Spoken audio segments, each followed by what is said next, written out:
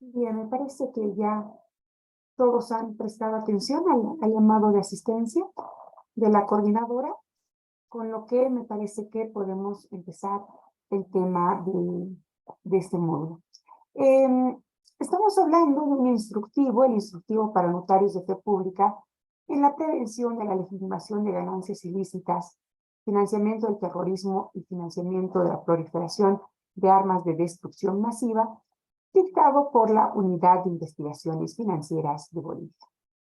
Es bueno entender cuál es el origen, ¿no? Y además el contexto legal que tiene este tipo de disposiciones que hacen que entre las funciones del notario se dé especial atención a la debida diligencia. Recuerdan que habíamos hablado de la debida diligencia como una de las recomendaciones más importantes para estos sujetos obligados, entre ellos los notarios, en la prosecución de su servicio notarial. Básicamente porque en el registro de transacciones inmobiliarias y en el registro de constituciones, modificaciones y disoluciones de sociedades comerciales, pues el notario juega un papel fundamental. Entonces, ante él tendrán que acudir las personas que quieran realizar este tipo de documentos y es en ese concierto que el notario podrá identificar alguna operación que resulte sospechosa y pueda ser entendida como una legitimación de ganancias ilícitas, un lavado de dinero, por ejemplo, ¿no? Entonces, de ahí que es necesaria la participación del notario. Arrancamos pues entonces haciendo un pequeño análisis de este instructivo.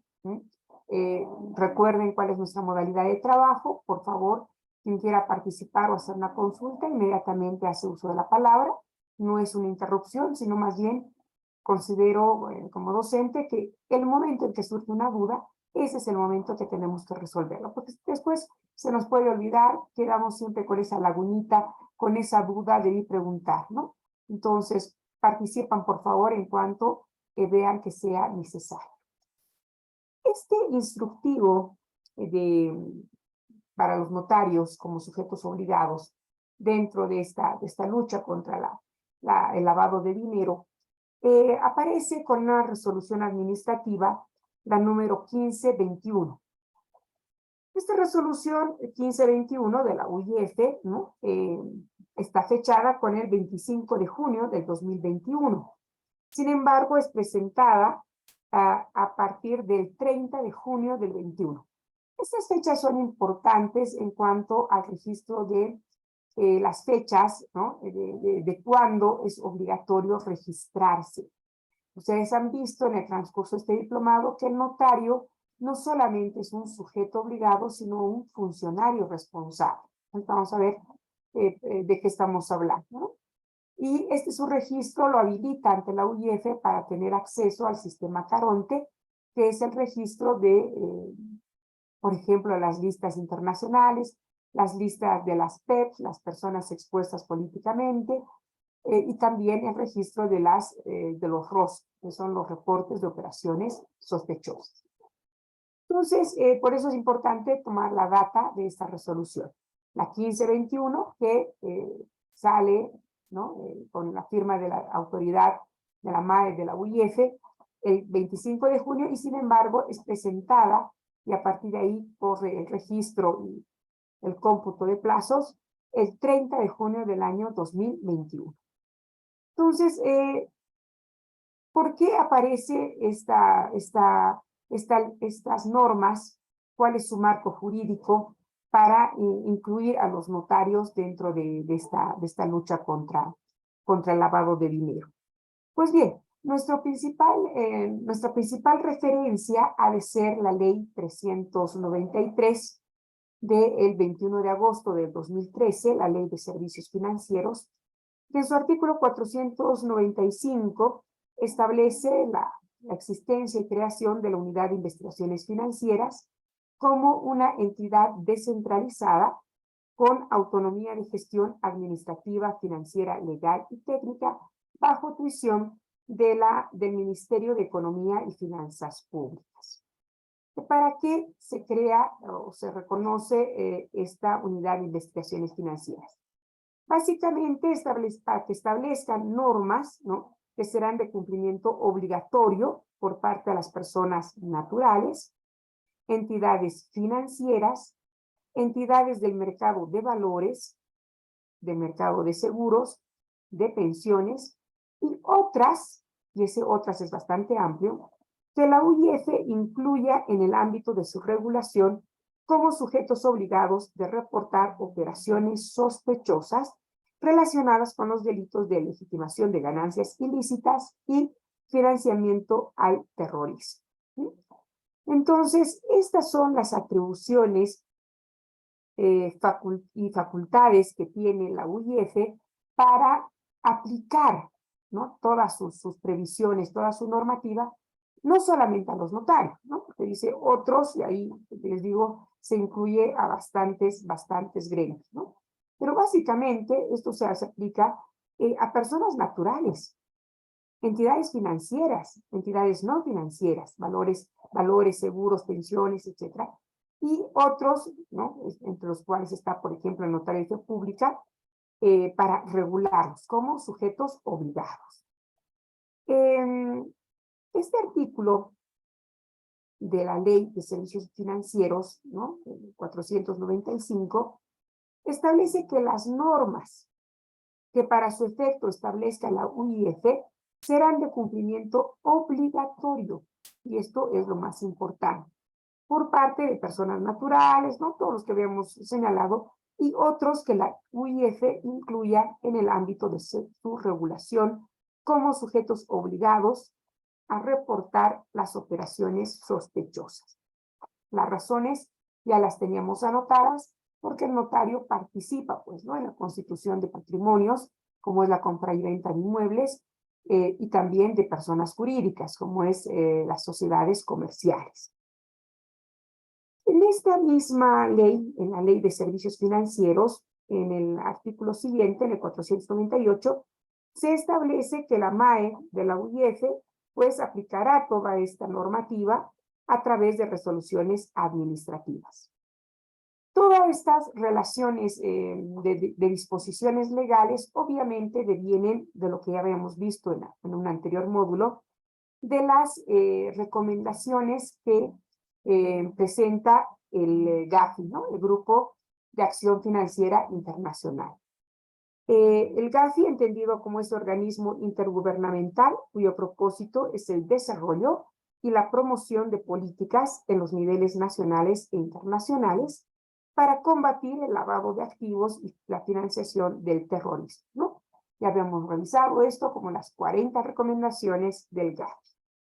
Y es precisamente el GAFI, ¿no?, que está organizado territorialmente de acuerdo a la zona geográfica, y al que nosotros se nos adecua de mejor forma es el GAFI-LA, ¿no? Hay que tomar en cuenta que uno de los 8 miembros asociados al grupo regional estilo GAFI, ¿no?, que es el GAFI-LAT, antes lo conocíamos como GAFI-SUD, ¿no? Obviamente uno de estos miembros es el Estado Plurinacional de Bolivia, que además se constituye en un miembro fundador, ¿no?, y activo, obviamente, de dicho organismo. Entonces, ese es el contexto histórico en el que vamos a realizar nuestro trabajo con este instructivo. Hay que tomar en cuenta, sobre todo, ¿no?, el tema de por qué el notario va a cumplir y ejecutar esta labor de reportar operaciones sospechosas. Pues básicamente, ¿no?, hay que tomar en cuenta que la función notarial es una delegación personal que se hace de una parte de la soberanía del Estado. De ahí que se trata de la prestación de un servicio o de una función pública, tomando en cuenta que la naturaleza misma de una función pública es que no se puede negar sus servicios. Apelamos a la competencia personal y profesional del notario, y también a una organización corporativa y de dependencia de separaciones de poderes pero para la aplicación de servicios de estos poderes públicos, ¿no? Entonces, es necesario no solo capacitar al notario, sino también al personal de la notaría. Es una oficina privada, estamos todos de acuerdo, la notaría, ¿no? Pero no pierde el carácter público, ¿sí? Porque está prestando un servicio público precisamente. Es por eso que la capacitación debe darse en todo sentido, no solamente al notario, sino también a su personal dependiente. La elección, la formación y la vigilancia de este cliente interno, así lo denomina este instructivo, que vienen a ser los empleados, los colaboradores, ¿no? Los asistentes, los transcriptores en la oficina, tiene además una naturaleza de carácter laboral, pero imagínense ustedes el grado de responsabilidad cuando estamos llevando a cabo este tipo de tareas. Por eso es importante que la organización de la oficina notarial tenga algunos estándares mínimos de capacitación. Esto se trata de constatar anualmente, por lo menos con determinada periodicidad, con las inspecciones y controles ordinarios que realiza el órgano administrativo del servicio notarial, que son las direcciones departamentales de notario. Revisando el tema de las herramientas, los equipos, el acceso al servicio, etcétera, ¿no? Pero definitivamente quien tiene que ser un experto en el manejo de esta información con la debida confidencialidad, obviamente es el notario de este tipo. Y por la experiencia, digamos, de aplicación de esta normativa en instituciones financieras, pues se le propone al notario en este instructivo que obviamente él es el sujeto obligado, ¿no? Por lo que habíamos visto en la disposición de la Ley de Servicios Financieros, pero puede ser colaborado con un funcionario responsable. Claro que esta es una tarea muy delicada, de ahí que muchos notarios, me animo a decir la mayoría, si no todos a nivel nacional, han elegido ser ellos mismos el funcionario responsable. ¿Sí? Pero bueno, entremos en materia para ver.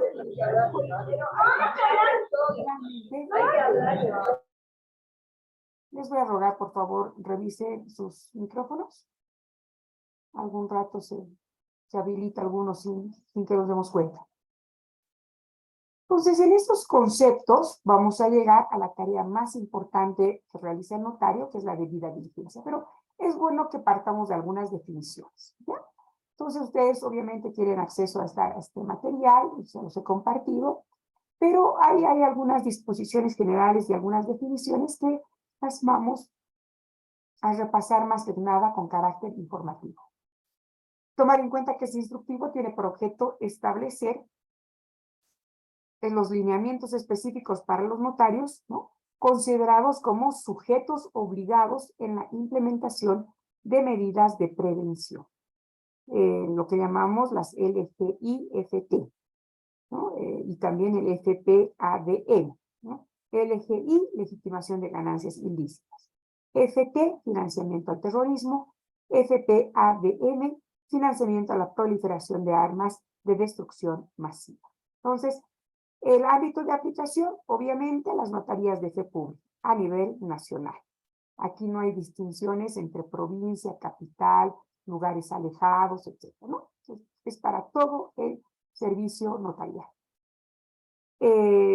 Obviamente, aquí se incluye, ustedes saben que las oficinas consulares hacen las veces de notarías de fe pública y de oficialías de registro civil. Con sus limitaciones, sí, pero tienen esta característica. Incluso la oficina consular prestando un servicio notarial es reconocida dentro de la ley 483. Y este instructivo también se aplica a las oficinas consulares que ejercen el servicio notarial. Bien, entremos a estas definiciones. Vamos a encontrar, a medida que vayamos avanzando en nuestra revisión, ¿no?, que nos puede decir, ¿no?, algún inmueble de alto valor. Se considera alto valor cuando el precio pagado por el bien supere el promedio establecido en el mercado. Lo que está pidiendo este instructivo es que el notario esté al día, ayornado, ¿no? Pues ponerse al día sobre cuál es el movimiento del mercado inmobiliario. Tener idea de cuánto cuesta el metro cuadrado en promedio, ¿no? No pues tiene que estar exacto, en promedio por zonas. ¿No? No será el mismo precio de oficinas comerciales, locales comerciales, que departamentos o casas o dormitorios destinados a vivienda. Por las zonas, hay zonas comerciales, hay zonas alejadas. Existen villas, en la ciudad de La Paz existen los lugares en los que ha ido creciendo las laderas, ¿no? Ciudadelas dentro de la propia ciudad, ¿no? Un crecimiento demográfico bastante notable. Entonces el notario, por su experiencia adquirida día a día, ¿no? Esta ya no puede ser una capacitación teórica, pues más o menos va viendo cuál es el valor. ¿De dónde sale esta información? No hace falta que se vuelva un investigador. Pues cada día se somete a su conocimiento minutas de transferencia, de inmuebles, de vehículos, entonces ya sabe pues cuál es un vehículo de alta gama, los inmuebles ya sabe cuál es el valor por lo menos catastral, ¿no? Porque está viendo el sujeto de información ante la administración tributaria, el notario, entonces revisa el pago de impuesto a la transferencia. Y en ese impuesto a la transferencia está contenida, por ejemplo, la base imponible, que te da una relación, una referencia de cuánto está el valor de mercado o el valor catastral, que no tiene muchas grandes diferencias. Estoy leyendo el chat, de dónde obtengo los formularios 1 y 2 de debida diligencia. Y con todo gusto se los voy a proporcionar y obviamente vamos a poderlos llenar. Bien, continúo con estas definiciones. Beneficiario final. Este tema es muy importante que lo conozcan y lo sepan disgregar para reconocer quién es el beneficiario final. En un ejemplo sencillo, ¿no? Pero que nos ayuda a darnos cuenta, cuando viene una persona a comprar a la oficina un inmueble, ¿ya? El comprador está viniendo como apoderado de determinada persona, natural. Y el vendedor, lo mismo, es un apoderado. Pero este es el apoderado de una sociedad comercial, de una sociedad anónima, por ejemplo, ¿no? O de una SRL, una inmobiliaria, SRL, que trabaja a nivel nacional, ¿no? Y el representante que viene a la oficina es el apoderado, ¿ya? Entonces estamos trabajando con dos apoderados, uno de una persona natural y el otro de una persona jurídica. ¿Quién será el beneficiario final? Obviamente no el apoderado es solamente eso, un representante que por un mandato, que es un poder, un documento de representación, ¿no? Viene a realizar determinadas tareas a nombre y en representación de. Entonces, a quien está representando es el beneficiario final. Y si se fijan, hay beneficio de ambas partes. El que está vendiendo va a recibir un beneficio, ¿cuál es? Una suma de dinero. El que está comprando también va a recibir en determinado momento un beneficio, ¿no? Está adquiriendo un inmueble. Entonces, el notario tiene que tener esa capacidad de verificar, ¿no? Quién es el que se va a beneficiar finalmente con esta operación, ¿no? No viene personalmente a la oficina, entonces, por eso les digo, es un ejemplo sencillo que les doy, porque del poder de una persona natural podemos identificar quién es el mandante, ¿no? Podría complicarse un poquito más la figura si hablamos ya de un apoderado de un directorio de una sociedad anónima.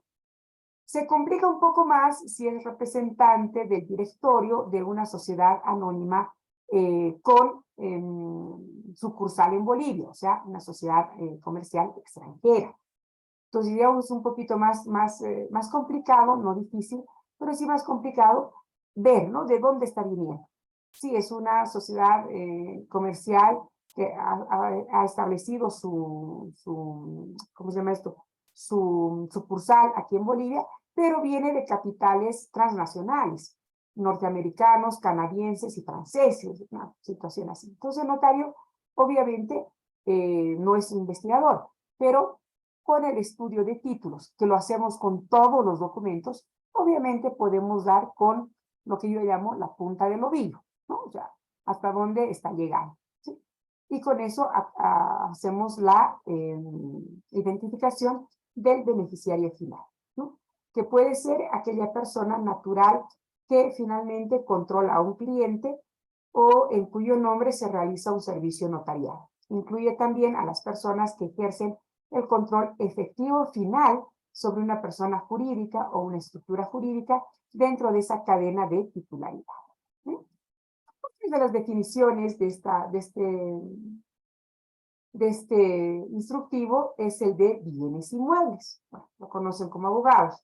Son aquellos bienes que no pueden moverse de un lugar a otro y están unidos de modo inseparable física y jurídicamente al suelo, ¿no?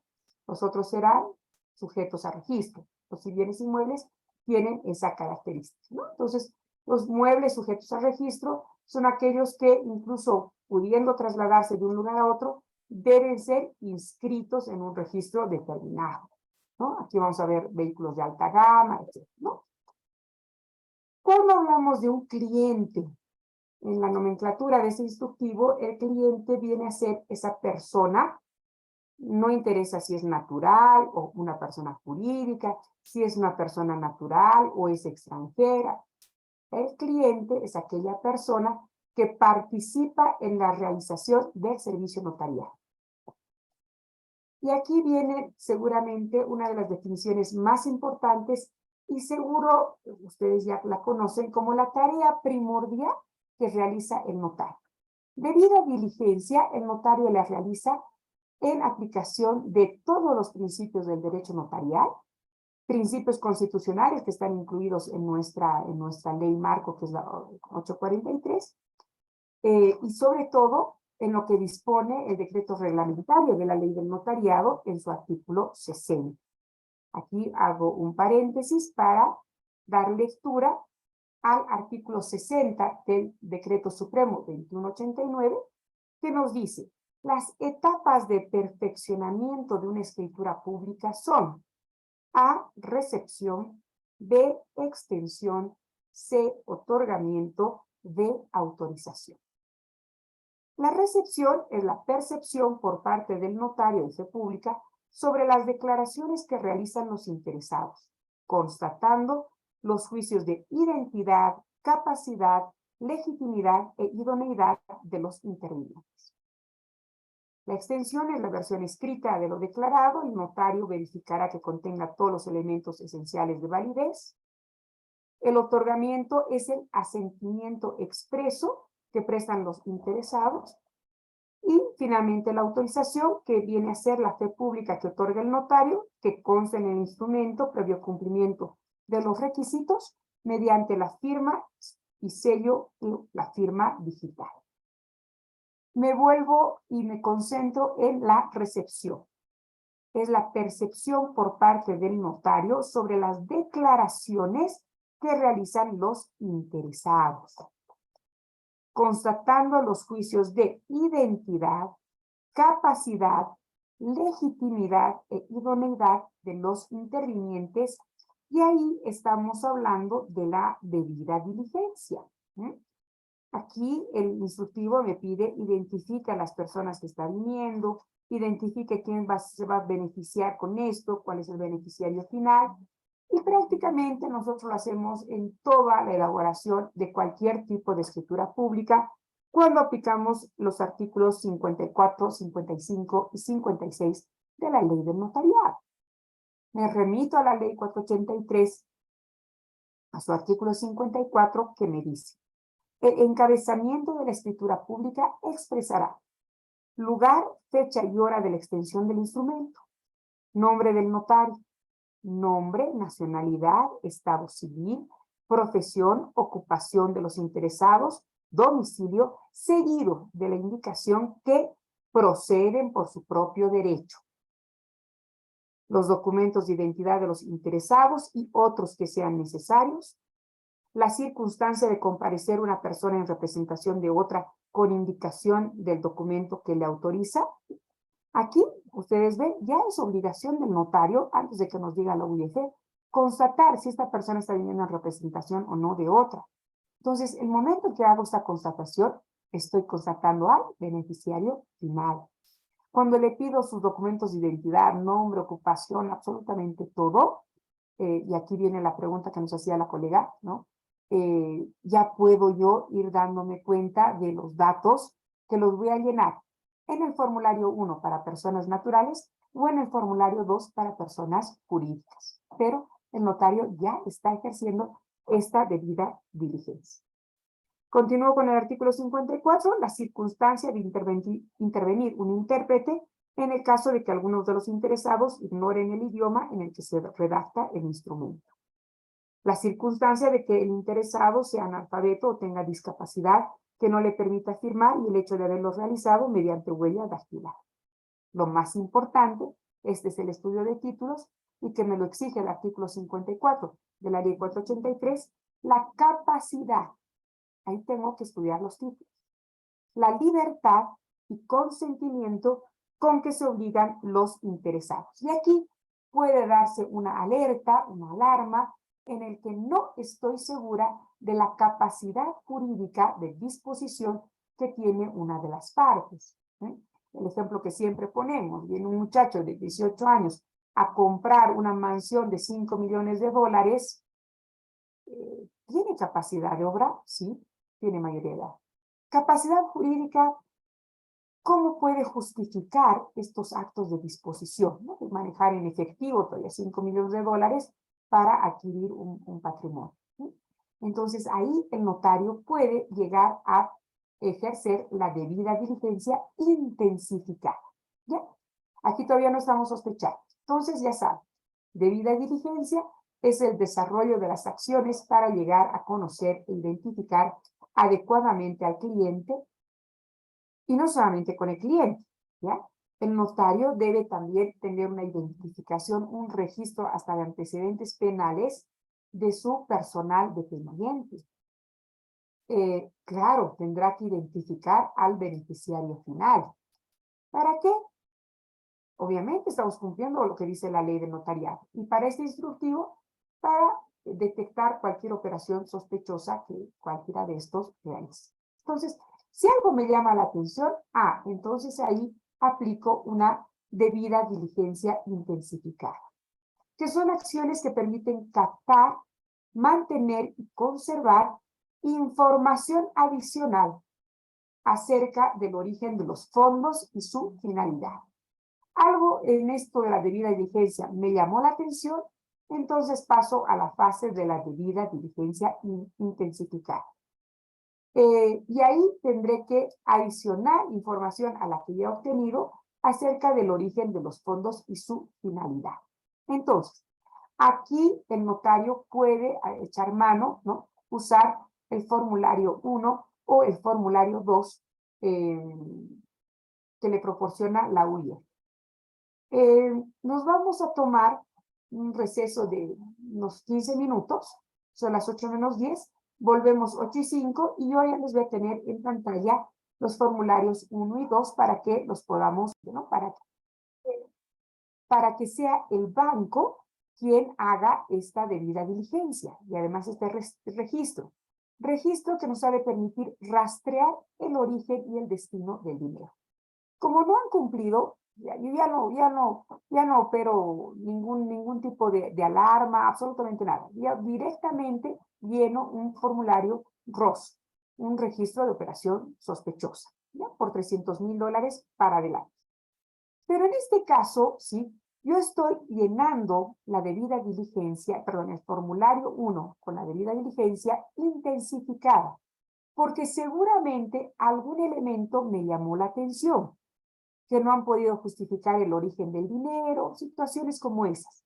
Por eso paso a la fase de la debida diligencia intensificada. Entonces ya el monto de la transacción ya no es referencial. Puede ser de $10,000, como en nuestro ejemplo, $180,000, menos de 300,000 o superior a los 300,000. ¿Ya? Pero entonces yo ya estoy realizando mi debida diligencia intensificada. ¿Por qué me tendría que llamar la atención? Tomen en cuenta esta información adicional. El señor X, que es el comprador, tiene el carnet 6, y está casado con la señora U, con carnet y toda la información del artículo 13, parágrafo 1, ¿no? Que ya lo habíamos revisado. Por si acaso, ustedes tienen a la mano su instructivo y el artículo 13 está referido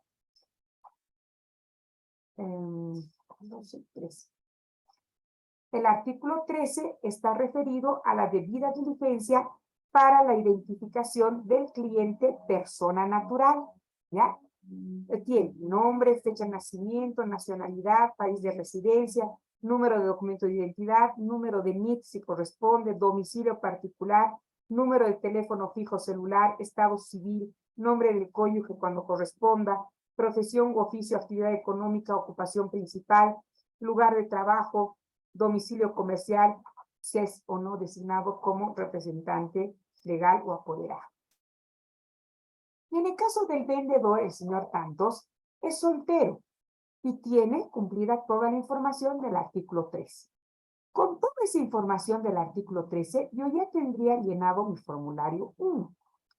Entonces, aquí está su formulario 1, ¿no? Donde me dice que puedo utilizar cuando el cliente es persona natural, si esta persona natural es cliente directo o es un beneficiario final o es un PET. Cuando también concurre una persona que es PET, también lleno la debida diligencia intensificada y puedo, dependiendo de los datos, si me llaman la atención, volverlo un reporte de operación sospechosa. Entonces, en este formulario 1, ¿no?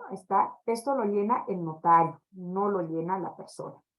No le damos conocimiento a la persona natural de que estamos llenando esto, ¿no? Porque es totalmente confidencial. No podemos advertirle, te voy a reportar, ¿no?, a la unidad de investigaciones financieras. Imagínense cómo va a terminar esa audiencia notarial, ¿no? Entonces, el notario, con los datos que ha obtenido en la elaboración de su escritura, en el apersonamiento, completando con los datos que le señala el artículo 13 del instructivo, va llenando los datos de este formulario, ¿no? Lugar y número de notaría, la fecha del día, la hora, y escojo solamente para 2 tipos de actuaciones. ¿Es un servicio notarial de compraventa de bien inmueble, de mueble sujeto al registro, o es la constitución, modificación o disolución de una sociedad? En nuestro ejemplo hemos dicho que es una compraventa de un inmueble. ¿Cuántas personas están participando en el servicio notarial? Hemos dicho que está el señor X con su esposa, y como es una persona casada, tiene que haber la anuencia del cónyuge. Van 2. Y tenemos después al señor, el comprador, el señor Y, que es soltero. Entonces, ¿cuántas personas están participando en el servicio notarial? 3. Bien. ¿Cuál es la información corroborada? O sea, que yo ya la tengo, ¿no ve? Porque he cumplido con el artículo 13 del instructivo. He cumplido con el artículo 54 de la ley 483. He cumplido con el artículo 60 del decreto reglamentario 2189. Entonces, esta información corroborada para la información del cliente, persona natural, o puede ser también un beneficiario final, ¿no? Esta es la información, su nombre, apellido y cédula de identidad, porque yo ya tengo el resto de los datos, ¿no?, consignados en mi documento. He dicho que son 3 personas que participan en el servicio notarial. Aquí está el nombre de las 3 personas. Ahora, si estos son personas que se han apersonado personalmente, ¿ya?, sí, apoderado. Entonces, solamente lleno en mi ejemplo este dato de información del cliente. No son beneficiarios finales, ninguno de ellos. Ninguno de ellos ha venido con representante. Cuando me toque hablar de un representante, entonces ahí sí voy a llenar esta parte de beneficiario final, ¿ya? Entonces, esta parte no la voy a llenar en mi ejemplo, ¿ok? Permítame un segundo.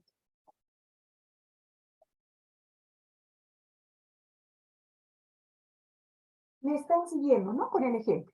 Bien, ese es el parágrafo 1 del formulario 1 para personas naturales.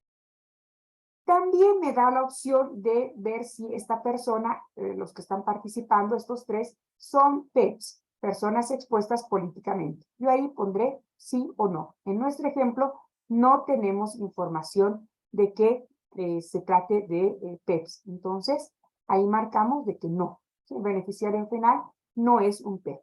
¿Sí? Ahora, ¿dónde averiguo yo si es un PEP o no? En la lista que me va a proporcionar la unidad de investigaciones financieras. ¿Cómo accedo a estos, alguien que consultaba, ¿no? ¿Cómo accedo a estos formularios? Al formulario 1 o al formulario 2. En este caso, esto es de acceso irrestricto para los notarios de fe pública registrados ante la UIF, ya sea como sujetos obligados y funcionarios responsables o solo como sujetos obligados. La lista de PEPs también está en la página web de la Unidad de Investigaciones Financieras, a la que accede el notario dentro del sistema Caronte. Y para eso tiene un código, un usuario, una contraseña, ¿no? Que tiene una validez de 1 año. Quienes nos hemos registrado el año 21, lo hemos renovado el año 22 y este año también, ¿no? Entonces es un registro constante. Solamente ellos pueden acceder a ese tipo de formularios, que estén debidamente acreditados, registrados ante la UIF, tengan su acceso al sistema Carol. Bien, nos vamos a un segundo ejemplo. Antes de cambiar, ¿alguien tiene alguna duda sobre el formulario 1 que hemos usado en el ejemplo 1 de personas naturales en una compraventa de inmueble? A ver, voy viendo sus comentarios o alguien que quiera hacer uso de la palabra para que yo pueda continuar.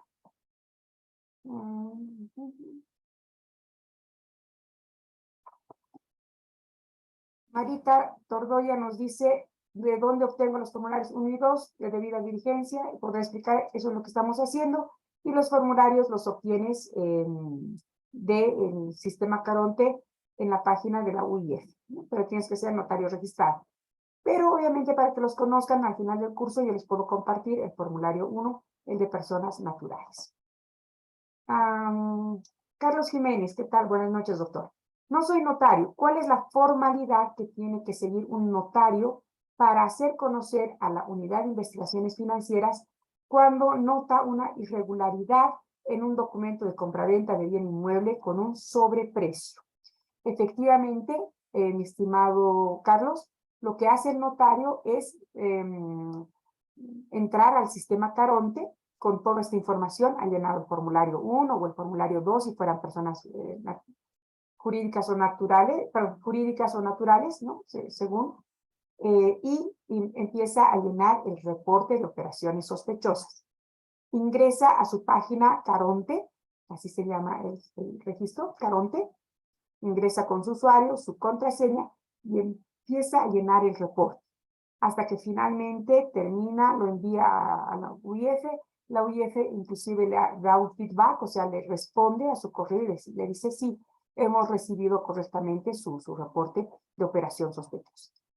Dice usted bien en su ejemplo, es la compraventa de un inmueble con sobreprecio, ¿no? Ahí el notario se está dando cuenta de que se trata de que está con un alto valor, ¿no? O sea, está por encima del valor de mercado.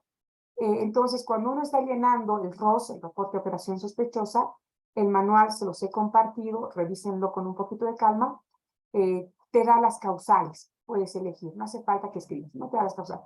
¿Por qué está reportando? Porque no ha podido justificar sus ingresos, porque hay un sobreprecio evidente entre el costo comercial y el pago que están realizando por este inmueble. Entonces, cualquiera de esas opciones usted las puede elegir. No se distingue las... Ah, ya me acuerdo, el cumpleaños de la Roxy es la palabra. Sí, Marita, adelante. Entonces, los formularios 1 y 2 solo se llenan cuando detectamos operaciones sospechosas, no en cualquier compraventa de inmuebles o de bienes muebles sujetos a registros, es decir, de venta de vehículos, doctora. Así es, así es. O sea, no se llenen su notaría de formularios 1 y 2. O sea, cualquiera que venga y llena el formulario 1 o el formulario 2. No, no hace falta. Cuando vemos que hay alguna alerta, que vamos a llegar seguramente o no, todavía podemos, podemos ver que nos justifique. Pero si vemos una alerta, esa debida diligencia se convierte en esto, en debida diligencia intensificada. Y ahí llenamos este formulario, pero no es para todos. Ahora, hay notarios que muy cómodamente, seguramente porque tienen personal, etcétera, dicen, mira, para cualquier compraventa y para cualquier constitución de sociedad se llenan los formularios. Está llenando de papel sus oficinas, porque no lo va a reportar, ¿no? Hay otros notarios que, para evitar responsabilidades, reportaré todo, de todo y de nada. Tampoco, porque lo que está haciendo es entorpecer las funciones de la UIF, más bien en vez de colaborar, ¿no? Entonces, hay que tener, por eso es una dedicación personal la que tiene un notario. Sus funciones son indelegables. Entonces, dice bien ahorita, cuando me dice, cuando hay alguna sospecha, empiezo a hacer una debida diligencia intensificada, ¿recién llenan los formularios? Sí, mi estimada doctora, recién llenan los formularios, ¿ya? Antes no. Adelante. Y en caso de que una sola persona haya adquirido, bueno, aquí, por ejemplo, en el Beni tenemos la costumbre de comprar lotes de terrenos que están todavía, que no están regularizados el derecho propietario del dueño, pero uno va comprándolos por cuotas mensuales. Cuando uno cumple ya la totalidad del pago, recién le dan la minuta de transferencia.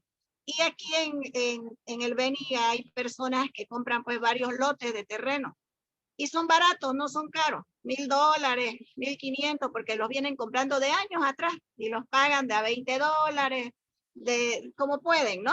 Entonces, si una persona que ha adquirido más de 4 lotes va y regulariza su derecho propietario, lo lleva a la notaría, y yo me doy cuenta que esta persona está comprando, está regularizando, protocolizando 4 o 5 lotes, ¿tengo que reportarlo o no, doctora?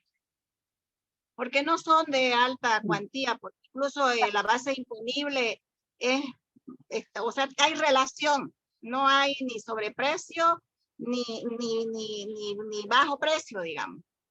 Entonces no tendría por qué reportarlo, pues, o sea, ¿cuál es el motivo de su sospecha? Partamos de ahí.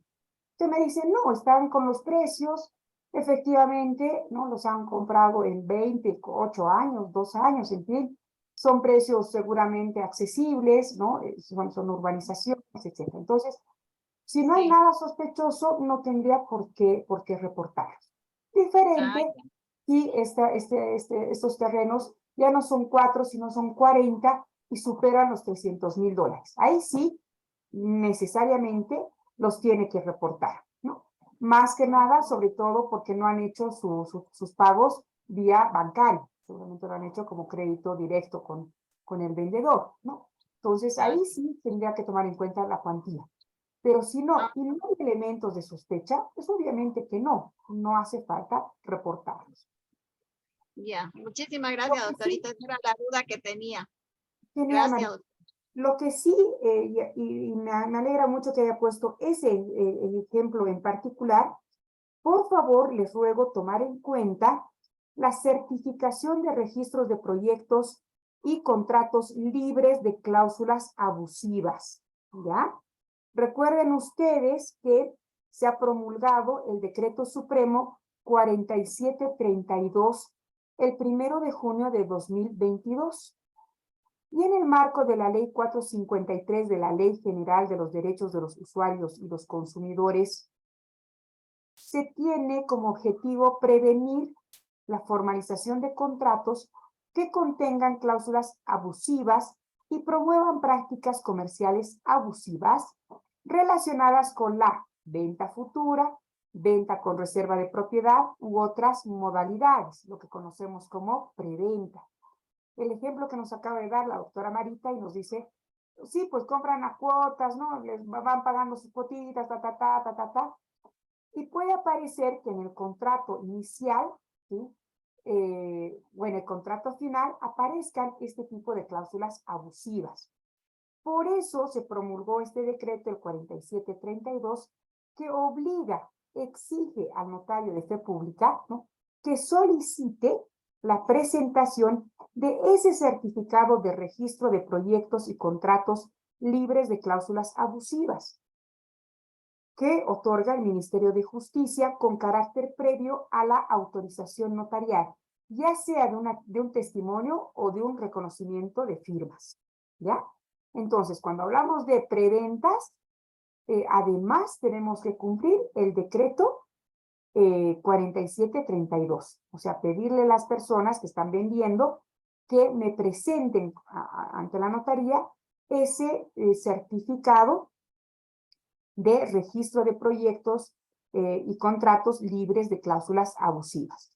El vendedor tendrá que ir a tramitar su certificado ante reparticiones del Ministerio de Justicia. Todo un sistema, se lo puede hacer en línea, no hace falta que se apersone al ministerio. En cada ciudad supongo que habrá una oficina del Ministerio de Justicia y si no, a través de su página web. Pero el notario tiene que exigir este certificado, ya sea para hacer un reconocimiento de firmas, porque es una preventa, no van a hacer la escritura, o cuando ya han terminado de pagar, ¿no? Y quieren hacer su escritura pública. Es de cumplimiento obligatorio. No exigirlo genera responsabilidades para el notario. Entonces, vean ustedes cómo la legislación nacional está tratando por todos los medios de colaborar, de proteger al usuario, al ciudadano, ¿no? Para que no sea víctima de estas situaciones. Marlene nos dice, ¿esos formularios se llenan en caso de montos de 300,000 en adelante o en todos los casos de compraventa o constitución de sociedades? Creo que ya hemos respondido, ¿no? Si hay montos superiores a los 300,000, a ojos cerrados, se hace el ROS, el reporte de operaciones sospechosas. Y al llenar el ROS necesitas la información de estos formularios. Entonces, obviamente, tienes que llenar el formulario 1 si son personas naturales, el formulario 2 si son personas jurídicas. ¿Ya? A ojo cerrado si supera los 300,000. ¿No? En todos los casos de compraventa, no. Hay casos en los que te va a llamar la atención cualquier situación y ahí sí te pasas de la debida diligencia común y corriente que tenemos los notarios a esto, a la debida diligencia intensificada. Y aquí ya tienes toda la información. Que si no logran despejar tus dudas, no te logran justificar eso que estás sospechando, inmediatamente procedes a llenar el reporte de operación sospechosa. ¿Ok? Doctora, Y adelante. una preguntita. Disculpe, en esto de las transferencias de inmuebles, siempre tiene, en caso de que se pague en efectivo, necesariamente tenemos que hacer ese informe, llenar el formulario. Que se pague en efectivo por encima de los 300,000 americanos. Ya, gracias. Bien. Me voy. Doctora. Teresa, ¿tiene la mano levantada? Adelante, doctora. Buenas noches. ¿Me escucha? Sí. Buenas noches, doctor. Una consulta. Me queda la duda. Cuando puede ocurrir, ¿no es cierto?, para lavar el dinero, de que en mi caso, digamos, yo quisiera vender una casa, pero mi minuta de transferencia va a reflejar un precio muy bajo. Sin embargo, yo recibo, ¿no?, en efectivo un monto tal vez 3 o 4 veces mayor. En esos casos, ¿cómo podríamos identificar? Usted acaba de decir que solamente yo estoy obligada a reportar las compras mayores a 300,000. Pero ¿qué pasa si yo quiero lavar, ¿no es cierto? No sé, quiero adquirir algo y lo compro pues en un precio muy prostituido. También eso genera cierta alerta. ¿Está respaldado aquello para poderlo registrar también o reportar como una actividad sospechosa? Por supuesto que sí. Es decir, no confundamos esto. Cuando hay operaciones de $300,000 para arriba, $300,001 para arriba, sí o sí lo reporto. Independientemente que sea o no sea sospechoso, lo tengo que reportar. ¿Ya? Eso dice el instructivo. Pero las otras situaciones que me llamen la atención como esta, el precio demasiado bajo o el precio demasiado alto, o que no me ha podido explicar de dónde ha sacado el dinero, ¿no? ¿Por qué está comprando? La anterior semana venía a comprar una casa. Hoy día ha vuelto a venir para comprar un departamento. La próxima semana va a venir a comprar unos lotes de terreno. O sea, me llama la atención algo.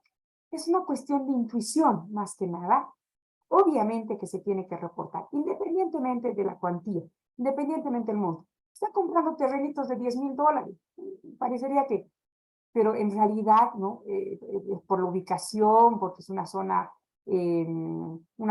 recién catastrada, una zona residencial, el notario puede percibir que eso no cuesta $10,000, cuesta 50,000, en fin, ¿no? Por hacer una cifra de diferencia.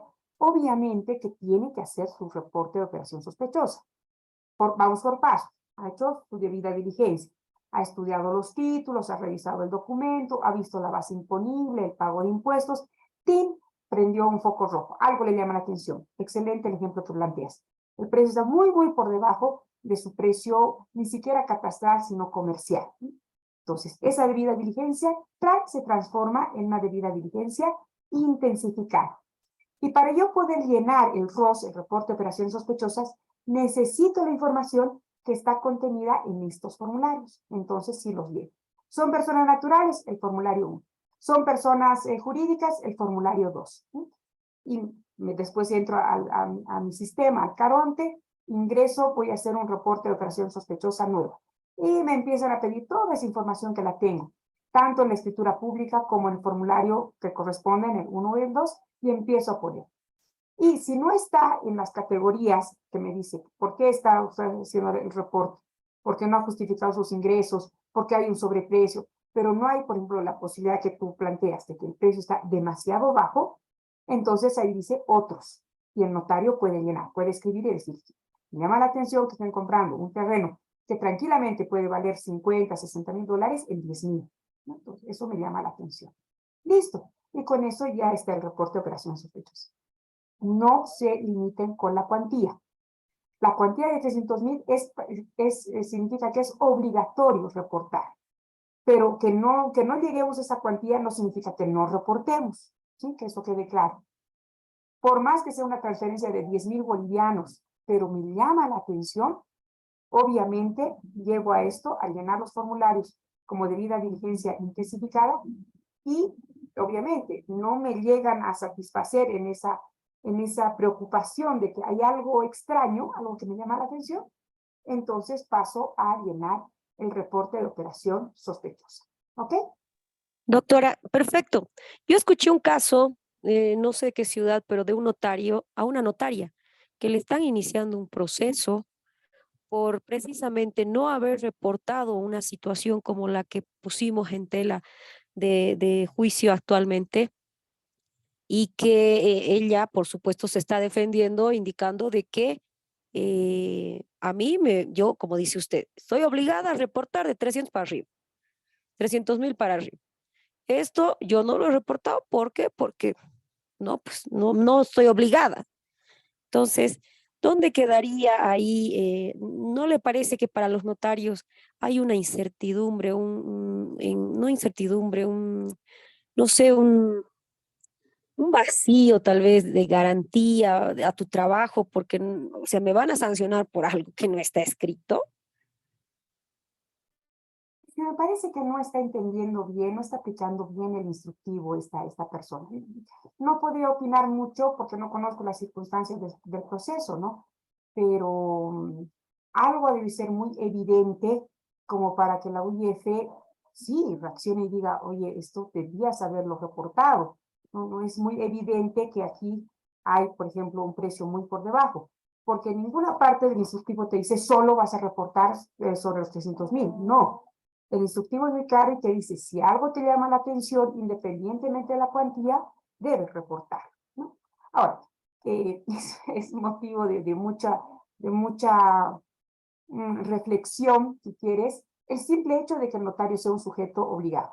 Por eso hay esas reacciones de notarios que reportaremos de todo y de nada, ¿no? Porque, para que no me digan que no he cumplido con mi labor. Pero eso hace solamente entorpecer las funciones de la UIF, ¿no? Y sí, o sea, esta es una espada de Damocles para el servicio notarial, porque puede aparecer algo, ¿no? Que para la UIF será evidente, pero para mí en ese momento no lo fue. Y sin embargo me genera responsabilidades, ¿no?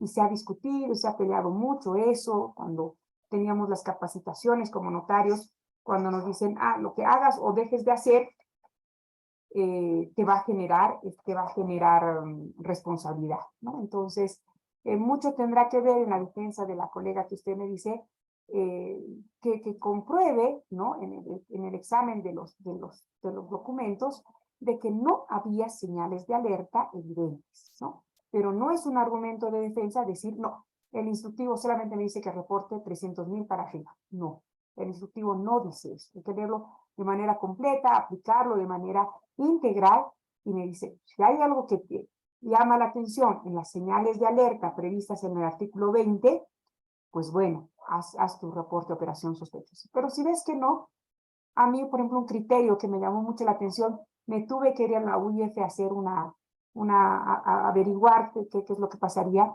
es una transformación, modificaciones en una sociedad comercial minera, ¿no? Había la reducción de capital. Entonces yo entiendo, ¿no? Revisando que me debería llamar la atención un aumento de capital. O sea, de por qué de dónde está saliendo ese dinero, o sea, poder indagar más. Eso sí, para mí sería una señal de alerta, un aumento de capital. Pero en este caso era una reducción de capital. Entonces me quedó esa duda. Dije, si no reporto, ¿qué pasa, no? Tuve que ir personalmente a la UIF, ¿no? Explicarles, y es una forma de salir de dudas, pero de que es injusto, es inseguro para la función del notario, sí. Por eso hay que tener los 5 sentidos, si tú quieres, en la prestación del servicio, ¿no? Pero hay que ver, hay que analizar, y cada caso es muy, muy particular. Habrá que ver por qué no le ha llamado la atención y por qué a la UIF sí le llamó la atención algún elemento, ¿no? En estos días en las noticias yo estaba igual pensando, ¿qué será de los notarios que han trabajado con esa persona que han detenido con todo este operativo que ha habido para capturar a este narco uruguayo, que al final no lo lograron hacer, pero sí detuvieron a esta persona que le compraba inmuebles y además le conseguía testaferros, ¿no? Todo esto se hacía en alguna notaría. Entonces, imagínate si no han sido reportadas. En su defensa, supongo que dirán, pues claro, hemos hecho los documentos con otra persona que tenía otra identidad, ¿no? Entonces, hay formas y formas de ir viendo esto, ¿no? Pero sí, es una situación extremadamente delicada. De conclusión, no solamente se reportan las transferencias o modificaciones de sociedades comerciales de 300,000, no. Esas sí obligatoriamente se reportan, pero las otras que cumplan las señales de alerta pueden ser también reportadas, ¿no? Pero hay que analizar caso por caso. Muchas gracias por su participación y aporte, mi estimada Amparito. Doctora, si me permite, por favor. Sí, adelante, Teresa. Gracias. Quería preguntarle 2 cosas puntuales. La primera, si nosotros debemos solicitar comprobantes bancarios para el caso de compra de bienes inmuebles o venta, y para el caso de constituciones de sociedades comerciales para el tema de los aportes de los socios, o solo conformarnos con el balance de apertura, que en muchos casos tampoco existe al momento de la constitución.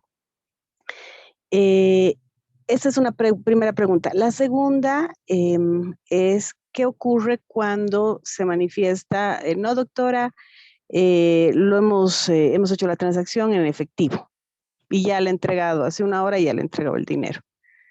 Esa es la segunda. Y la tercera, perdón, eran 3 preguntas, es si cuando nosotros hacemos la debida diligencia, debemos tener un cuestionario específico sobre la capacidad económica. Directamente decirle al señor o a la señora cuánto está ganando y dónde trabaja, ¿no? Que son requisitos que exige, por ejemplo, el formulario del ROS cuando uno llena un ROS, ¿no es cierto? Ahora, todo esto es parte de la iniciativa de los notarios, ¿no? Porque si yo no estoy equivocada, perdón, no existe una norma que nos señale, ¿no? Como impuestos, más de 50,000, bancarizas y dónde está tu depósito, tu cheque, etcétera. Entonces, esas dudas, doctora, que son del día a día, ¿no? En el despacho notarial, y claro, la letra y el papel lo aguanta todo. Otra cosa es con guitarra, como dice el refrán, ¿no? O sea, otra cosa es cuando estás frente al cliente y cómo haces para realmente indagar y no estigmatizar una operación lícita con una ilícita o a la inversa. Eso, doctora, muchísimas gracias. En todo caso, a ti, mi querida Teresa, muchas gracias. A ver, perdón si me salto de pregunta, pero voy a tratar de puntualizar. La primera, respecto a la bancarización. En realidad, la bancarización es una disposición del Banco Central, ¿no? Para todas las entidades financieras, pero no solamente debe aplicarse a las transacciones financieras, ¿no? Tú ponías el ejemplo de impuestos. Sí, efectivamente. Impuestos tiene el poder compulsivo de la sanción si no cumplimos con la bancarización. O sea, no estás haciendo tus transferencias de 50,000 bolivianos por arriba mediante transacciones bancarias, te voy a multar. Entonces, ahí hay un poder compulsivo que obliga al cumplimiento de la bancarización. En cambio, otras instancias, como la bancaria, como la notarial, como la registral, no tiene esa fuerza de o cumples, o si no te sanciono. Entonces, efectivamente, pues no se exige, ¿no? Pocos son los notarios, ¿no? En la práctica, porque no hay un instructivo así que les especifique, ¿no? Como dice el reglamento. Reglamento para impuestos te dice, usted es un sujeto de información para la administración tributaria, por tanto tiene que exigir el impuesto cuando se trate de operaciones a título oneroso o gratuito. Estamos hablando de transferencias o de sucesiones, por ejemplo, ¿no? Pero tiene que haber una norma así que te especifique. No existe, por lo tanto, no estás en la obligación de hacerlo. Y en la práctica, querida doctora, es pues así. Yo me pongo intransigente aquí en la oficina y digo, no señor, no le voy a aceptar esta compraventa de 100,000 dólares en efectivo. Porque a la oficina efectivamente llegan y sobre tu escritorio, ¿no? Ponen el efectivo y se ponen a contar. Y todavía te piden que des fe de que le está entregando el dinero. Eso no puede. Después aparecen billetes falsos y no sé cuánta cosa. Eso el notario no puede permitir. Pero, desgraciadamente, en la práctica pues, sucede eso, pues, ¿no? Tú le dices, no voy a aceptar su transferencia porque esto debería ser bancarizado, vaya a hacer su transferencia y vuelva, nunca va a volver. Y el notario de al lado seguramente se lo va a hacer su escritura pública. Desgraciadamente las cosas están así, ¿no? Entonces, el tema de bancarización, tú preguntas, ¿hay una norma específica que nos exija? No. Lo único, ya te digo, por el poder compulsivo de las multas, solamente se está aplicando en impuestos, ¿no?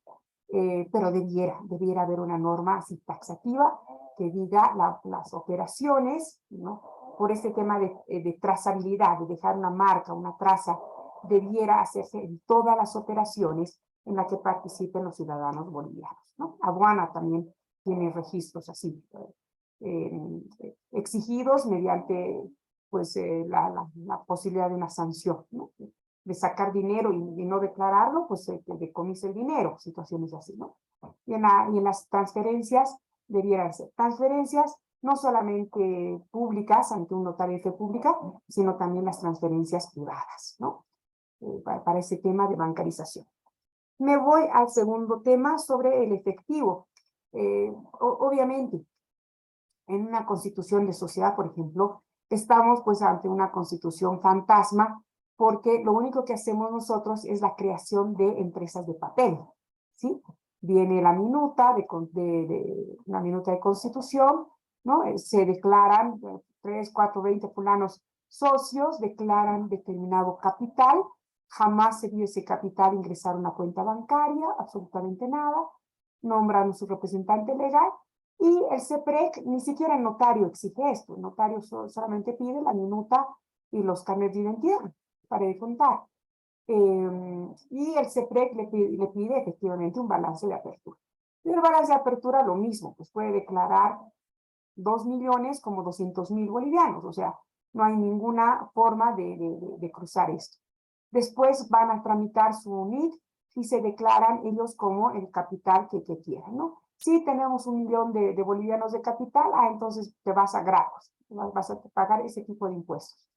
No tenemos ese capital, tenemos un capitalito, ¿no? De 100,000 bolivianos, entonces vente al grupo general, ¿no? El grupo seguramente más amplio. No entran a los simplificados porque no cumplen las características, ¿no? Pero efectivamente, o sea, el efectivo jamás se comprueba. Y después vienen los escándalos, ¿no? De que han incumplido un contrato con el Estado, por ejemplo, y se trata de una sociedad que se adjudicó contratos millonarios y su capital no superaba los 50,000 o 100,000 bolivianos, ¿no? Pero sí, no tenemos nosotros facultades como notarios para hacer este tipo de fiscalización o que te concreten, ¿no? Efectivamente, de que están pagando un dinero, que ese dinero existe. Es una trampa, pero puede pasar, y también son sociedades, personas jurídicas, pero no están dentro del instructivo de la Unidad de Investigaciones Financieras, el tema de las fundaciones. Solamente estamos trabajando para transferencia de bienes inmuebles, constitución, modificación y disolución de sociedades comerciales, ¿ya? Pero la otra figura, donde seguramente también hay lavado de dinero, es el tema de las fundaciones y ONGs, o sea, sociedades que no son comerciales, personas jurídicas que no son comerciales. Y en la fundación, tú sabes, el Código Civil exige la afectación de un patrimonio, de un inmueble, o finalmente la afectación de un patrimonio económico. Entonces ahí sí, digamos que puede haber determinada muestra de que el socio fundador, los socios fundadores digan, yo estoy dando este capital, ¿no? Para la fundación de 100,000 bolivianos, de 200,000 bolivianos. Y te presenta un depósito, un extracto bancario. Entonces ahí te digo que puede ser tramposo porque de alguna forma consiguieron el dinero, lo ingresan a esa cuenta a nombre de la fundación, inmediatamente lo retiran, ¿no? Pero esa cuenta, ese monto está incluido en nuestra minuta de constitución de esta fundación, ¿no? Con mayor razón un inmueble, ¿no? Estoy afectando esta casa a favor de la fundación. Entonces eso se registra en derechos reales, ¿no? A nombre de la fundación. Pero no estamos haciendo estas verificaciones con este tipo de constituciones de sociedades civiles, ¿no? Únicamente sociedades comerciales. Y la otra pregunta, el cuestionario para la capacidad económica. Efectivamente, si ustedes revisan sus formularios, el 1 o el 2, cuando estábamos en las capacitaciones de la UIF, nos han prometido 2 cosas. Estoy hablando en agosto 2023. Nos han prometido 2 cosas. En el segundo semestre de 2023, este instructivo iba a ser modificado, con todas las sugerencias que los notarios en cada capacitación hemos ido presentando, ¿no? Entonces, lo vamos a cambiar ese instructivo. Ya estamos en agosto y no sé qué es lo que pasa, ¿no? No sé hasta cuándo lo hará. Y de los formularios, cuando nos han presentado los formularios 1 y 2, nos dijeron eso. Este es un modelo, este es una sugerencia, pero ustedes pueden mejorarlo, pueden complementarlo de la mejor forma. Y obviamente las preguntas de mayor incidencia y seguramente las más delicadas son las del origen y destino del dinero. Entonces es ya sumamente incómodo preguntarle a una persona, ¿no? El origen del dinero, primero que te haces contestar barbaridades, ¿no? Segundo, te dicen, ¿y de dónde usted tiene que hacer esta averiguación? En fin, puede ocasionar un roce. Y lo que es peor, pone en evidencia al notario sobre su intención de cumplir la ley, o sea, de hacer su reporte de operación sospechosa. Y estamos hablando de mafias internacionales. O sea, no es así nomás que provoques la rabia de una de estas personas porque puede ir en contra de tu integridad como notario, como persona, ¿no? Si el mismo instructivo dice, usted tiene que ser absolutamente confidencial, guardar la mayor reserva en esto, no tiene que avisarle, obviamente, al cliente y a nadie más que lo está reportando. Pero ¿cómo no se va a dar cuenta si yo empiezo a hacer este tipo de preguntas, ¿no? Entonces, es una situación que se la ha presentado a la UIF, de ahí que estamos pidiendo esta reforma del instructivo y de los formularios, y que nos han prometido para el segundo semestre de 2023. Pero por el momento estamos trabajando con este instructivo, ¿no? Entonces, ¿que puedes complementar con preguntas los formularios? Por supuesto que sí. Mi recomendación, hacer las preguntas continuo. Y para eso, gracias por la pregunta, Amparito, para eso es necesario que planteemos, ¿no?, una evaluación una evaluación de riesgos en nuestra propia notaría. Por eso he compartido con ustedes el manual de buenas prácticas de prevención del blanqueo de capitales y la financiación del terrorismo en el sector notarial, no se ve bien, de la Unión Internacional de Notariado Latino, que un poco compagina las experiencias a nivel internacional de todos los países que aplicamos el servicio notarial del tipo latino, un poco para conocer, ¿no?, estas experiencias, para aplicarlas en lo que corresponda a nuestros países, a nuestra realidad. Y lo primero que te sugieren estas buenas prácticas es precisamente el enfoque de riesgo. Y te dice la Unión Internacional de Notariado Latino, te dice, tienes que hacer una evaluación de riesgo en tu propia notaría. Conocer a tu cliente interno y a tu cliente externo. ¿Cuáles son las actividades que más se realizan en esta notaría? La realidad de la notaría 43 a mi cargo en la ciudad de La Paz debe ser absolutamente diferente a la notaría 1 que está en alguna provincia fronteriza, ¿no? Es otro tipo de comercio el que se realiza. Mi oficina está ubicada, por darte un ejemplo, cerca de la oficina de derechos reales, en la zona de Miraflores. Entonces serán otro tipo de documentos los que yo haga a una notaría que está en inmediaciones de las oficinas de tránsito, por ejemplo, ¿no?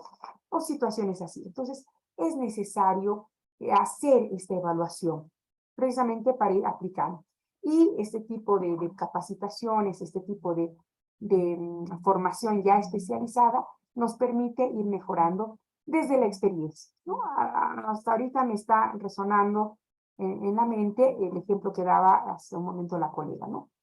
Pues le han dicho que usted debería reportar esto y la vamos a procesar, ¿no? Entonces, implica muchísima responsabilidad aplicar estas condiciones, ¿no? Entonces, obviamente, es dedicar con muchísima atención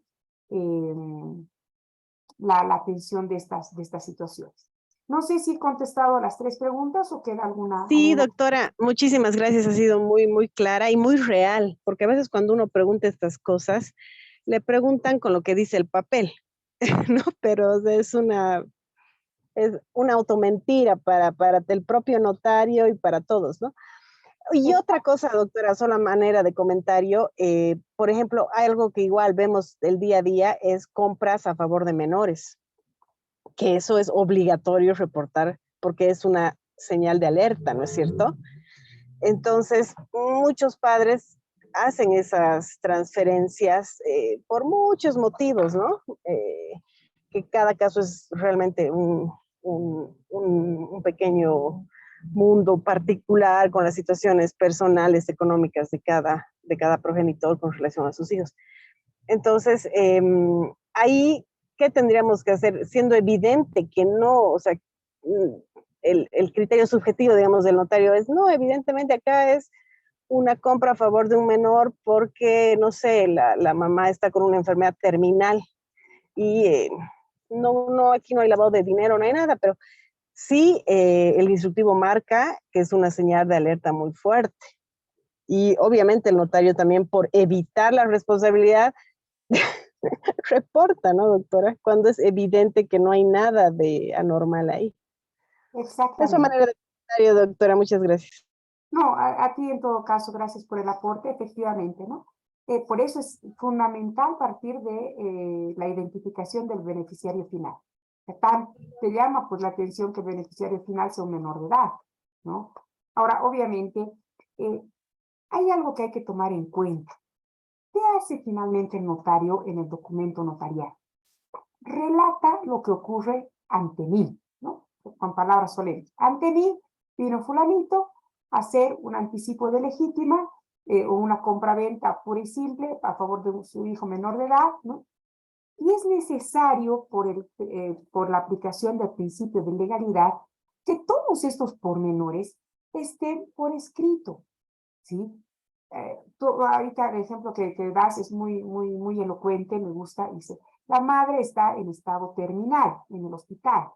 Entonces el notario no puede faltar a la verdad y decirle, se apersonaron a mi oficina fulanito y sutanito para comprar esta casa o para venderla esta casa a su hijo menor de edad, representado por su padre, No, el notario en este relato de la verdad de lo que está ocurriendo, que ese es el contenido del documento notarial, del instrumento público, tiene que decir, ¿no? Me tuve que apersonar a solicitud, por rogación de estos señores, al hospital obrero, a la sala 8, no sé dónde estaba la señora que decide vender. Entonces, esto a mí me da ya una protección jurídica de que lo que se está haciendo es una operación necesaria, digamos, para que se vea la seguridad jurídica del menor, ¿no? Que de una vez el patrimonio quede a su nombre, que no esté brigando por el tema de la declaratoria de herederos, al fallecimiento de su madre, etcétera, etcétera, ¿no?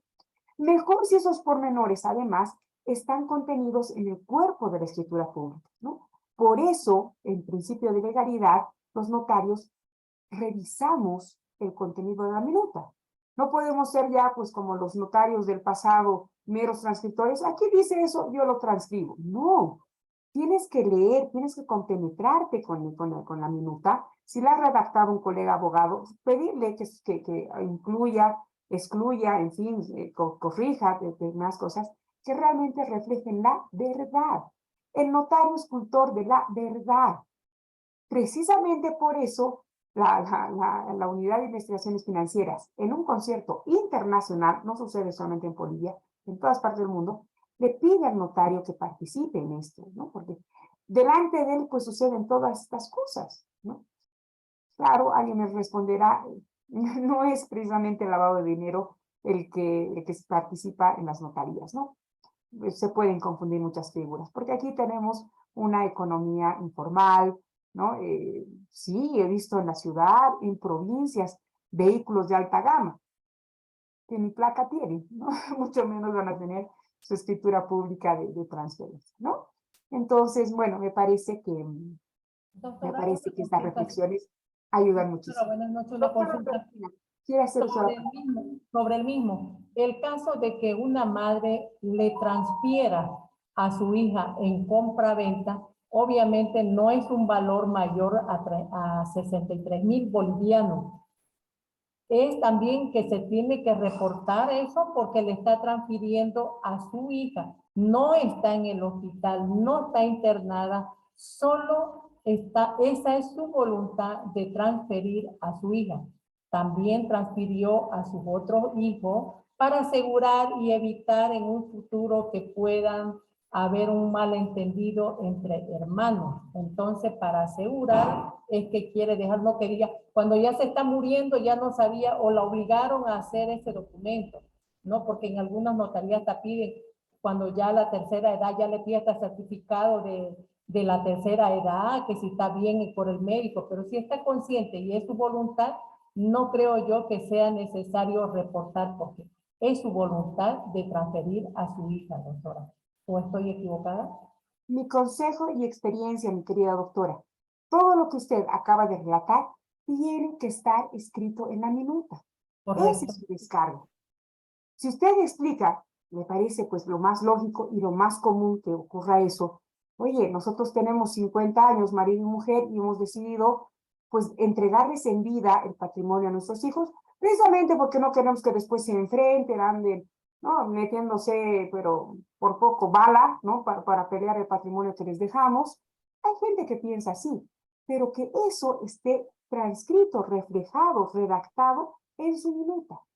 Entonces, el momento en que alguien va a aparecer un tío, va a aparecer el marido de uno de las hermanas, en fin, ¿no? Son los extraños y los terceros los que vienen a reclamar, ¿no? Cuando uno reclama, se lee. Ellos han firmado ante mí declarando esto, de que han decidido equitativamente, respetando la legítima de cada uno, dar a cada hijo la parte que le corresponda. Debieron haberlo hecho en la figura de anticipo de legítima, pero seguramente por ahorrarse impuestos lo quieren hacer como una transferencia pura y simple, que es válido, no está prohibido, ¿no? Pero eso, mi estimada doctora, es ideal que esté reflejado en su minuta, en su contrato. Dice, o sea, El notario es redactor, es autor material del documento. Y el documento tiene que reflejar la verdad. Recuerdo a un maestro de Derecho Civil en la maestría de Derecho Tributario, ¿no? Que nos decía, ¿cuál es el mejor contrato? El mejor contrato redactado, elabore. Y nos rechazaba y nos hacía rehacer y rehacer los contratos. ¿Cuál es el mejor contrato? El que prevé todas las situaciones, por un lado, y el que refleja la verdad, ¿no? Porque ese documento, recuerden ustedes, es ley entre partes. Y el notario tiene que decir, sí, efectivamente, esto ha sucedido ante mí. No hay espacio para la mentira, para las medias verdades o para las suposiciones. Aquí lo que interesa, somos una legislación positivista, lo que está escrito. Entonces me parece que eso debería reflejarse en el documento. sí, hay una cláusula aclarativa donde dice Los que antecedentes. reserva, sí, que tiene el derecho de usufructo hasta el día que parta. Por ejemplo, ¿no? Entonces ahí no los van a sacar los papás de las orejas, ¿no? Y eso ayuda precisamente este trato preferente reglamentado por la DIRNOPLU para atención a los adultos mayores. Es una excelente figura esa, la del usufructo, ¿no? Que es la más común, así se presenta. Carlos Jiménez, doctorita, ¿qué documentación hay que adjuntar al ROS? Todo lo que sea necesario, básicamente los formularios que ha llenado, el 1 o el 2, según corresponda. Yo adjunto mi propia escritura matriz, ¿no? El protocolo lo adjunto. Se van subiendo como documentos anexos en PDF. Entonces yo anexo mi escritura matriz, los formularios, las cédulas de identidad, ¿no? Porque para que puedan tener acceso a la información, ¿no? No estén yendo a averiguar al CEGIP. Entonces, toda la documentación respaldatoria. Si hay poderes, se llama la atención por el beneficiario final, los poderes, ¿no? Certificados, etc. Documentos de identidad, a lo mejor le llama la atención la cédula de identidad y le ha pedido que respalde con el pasaporte, cosas así. Se trata de personas extranjeras, en fin. Todos los documentos anexos que usted tiene en la escritura y los que haya elaborado en la debida diligencia intensificada, se pueden adjuntar al ROS. Tomando en cuenta que dentro de un caso por legitimación de ganancias ilícitas, el inicio de una investigación se daría a hacer conocer a la UIF con el ROS. Formularios que llenamos se adhieren al cuaderno de investigación por un supuesto caso de legitimación de ganancias ilícitas. Que siga de oficio el Ministerio Público, eso ya es decisión de la UIF.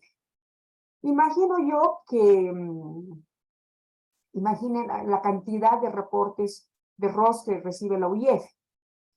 Otro será el criterio ya de investigación que la UIF siga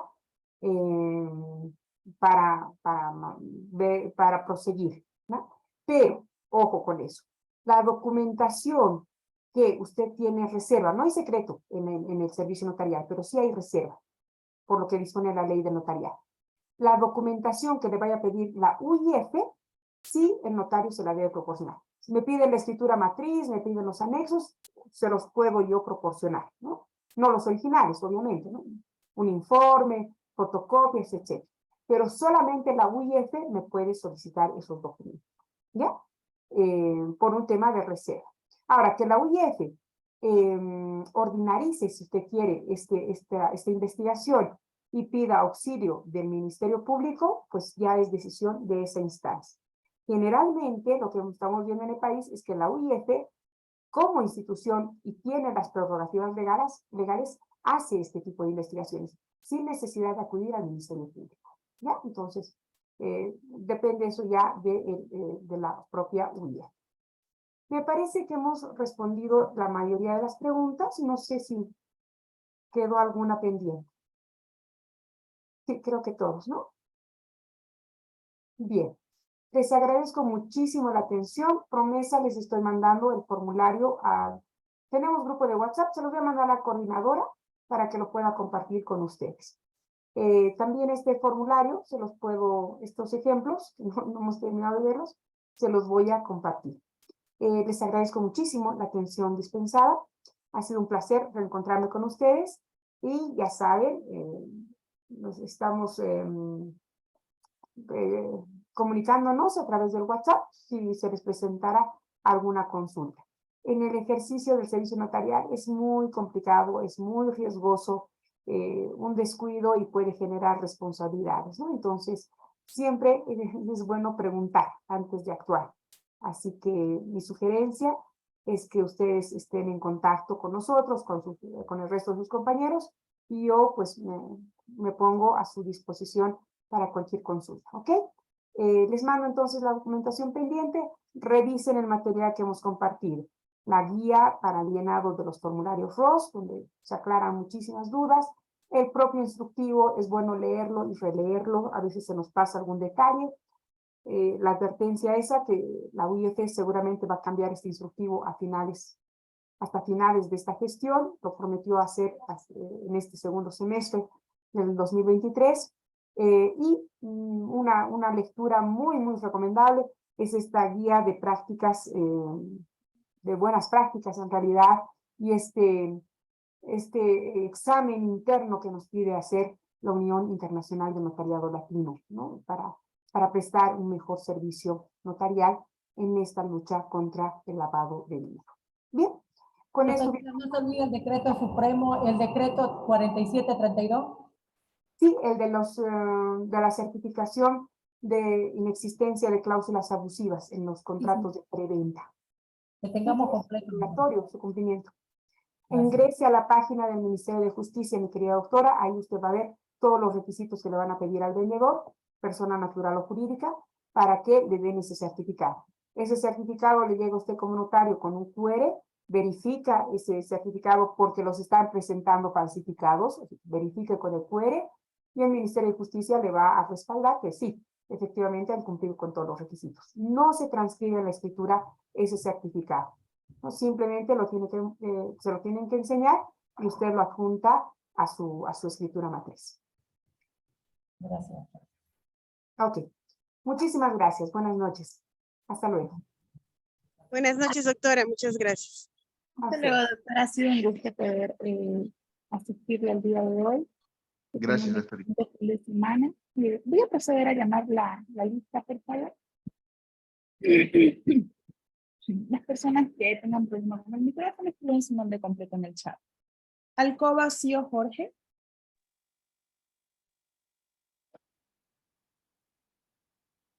Aparicio Miranda Amparito. Presente. Caballero Montero Elvio. Perdón, Jorge Alcoba. Ya, ¿tengo insistencia? Jorge Alcoba, sí, presente, va a disculpar. Sí, le acabo de poner asistencia, no se preocupe. Ah, gracias. Caballero Montero. Cabrera Rejas, Rosemary. Presente, Lisen, buenas noches. Buenas noches. Daza Mier Denis Moisés. Presente en sala.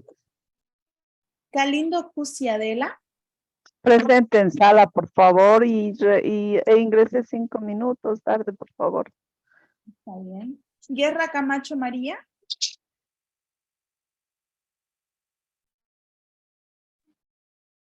Guarani Yana Marlene.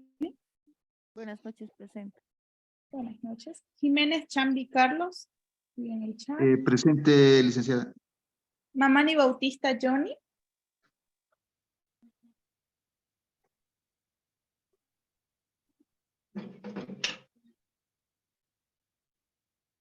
Mantilla Zapata Ruth, Betty.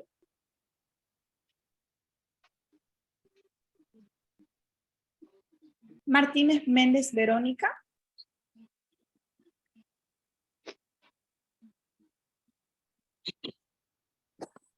Monasterios Vargas Marilín. Presente. Morales Ortiz Telma. Presente. Rivera Rodríguez María Elena.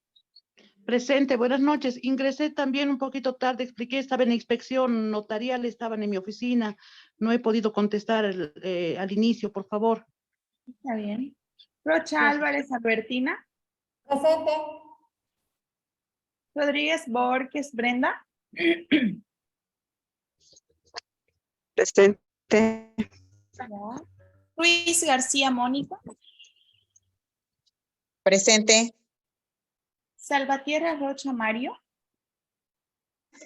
Presente, presente. Buenas noches.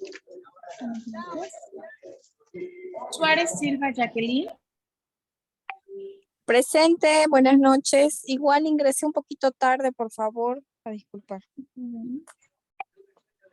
Gordoya Guzmán Marita. Presente. Villavicencio Suárez Irma.